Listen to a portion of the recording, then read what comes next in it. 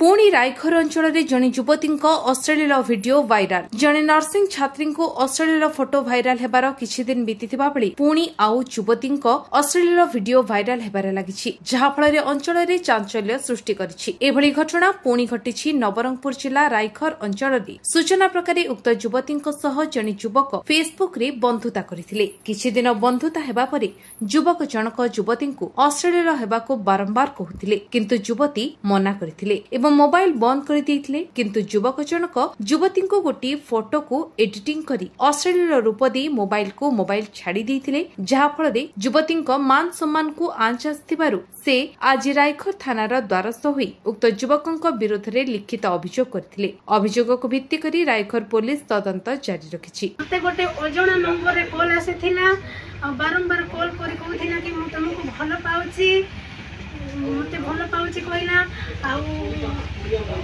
मते नै कि आ ड्रेस खोली कि सब देखा बोली कहथिला। मु न देखाई बारू से को अजणा नंबर रे आईडी रे से पूरा वायरल कर देछि। मु वर्तमान रायगढ़ थानार द्वारस्थ होइछि, मते न्याय दरकार। मु कोठी मुह देखाई पारू नाही, पूरा बदनाम हे गली, मते न्याय दरकार। नवरंगपुर गगन कंतायत का रिपोर्ट, विश्व विजय न्यूज ओडिशा।